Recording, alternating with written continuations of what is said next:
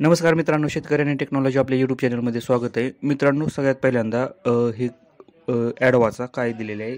30 ते 32 लिटर दूध देणारी गाय विकत आणली आणि आता ती गाय 17 ते 18 लिटरपर्यंतच दूध देते. म्हणजे टॉप लिटर ती किती देते? 17 ते 18 लिटर फक्त. मित्रांनो, बाजारात कशा प्रकारे तरुण पिढीला किंवा नवीन माणसाला फसवलं जातं, तर हे आधी मी व्हिडिओ बनवलं होतं की ज्या टायमिंगला आपण बाजारात जातो त्या टायमिंगला आपल्याला कशा प्रकारे व्यापारी फसवतात. आणि सगळ्यात महत्त्वाचं म्हणजे की मित्रांनो, 30 ते 32 लिटर दूध देणारी गाई हे टॉप ब्रीड आपण म्हणतो की चांगल्या प्रकारचं ब्रीड असतं. आणि आत्ता काय झालं आहे की एकतर दूध व्यवसाय करत असताना आहे ना, लवकर समजत नाही की गाई किती लिटर दूध देईल. म्हणजे चांगला जो दूध व्यावसायिक आहे ना, जो की बऱ्याच दिवसापासून दूध व्यवसाय करतोय, त्यालासुद्धा लवकर समजत नाही मित्रांनो की गाई किती लिटर दूध देईल.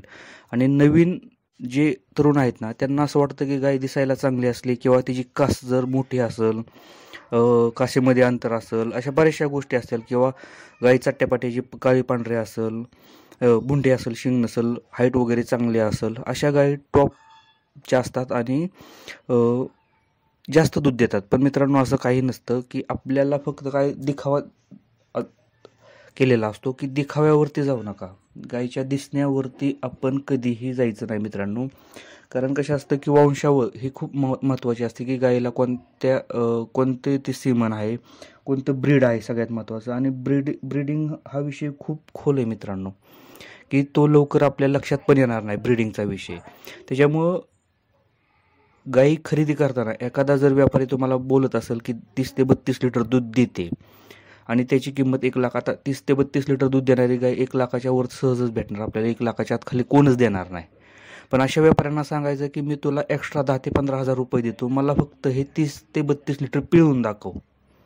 कोणताच व्यापारी ती हमी घेणार नाही 30 ते 32 लिटर गाई पिळायची. कारण त्या व्यापाऱ्याला सुद्धा माहीत असतं की ही गाई 30 ते 32 लिटर दूध देणारच नाही. आणि आपल्या इथं आल्यानंतर ती गाय किती देते दूध? 18 ते 20 लिटर दूध देते. आपल्याला 10 ते 12 लिटरचा लॉस होतो इथं. आपण मोकळ्यात एक्स्ट्रा पैसे देऊन ती गाय खरेदी केलेली असते. आणि अशातच काय होतं की नाराजी होते आणि परत दूध व्यवसाय आपल्याला करायची इच्छा होत नाही.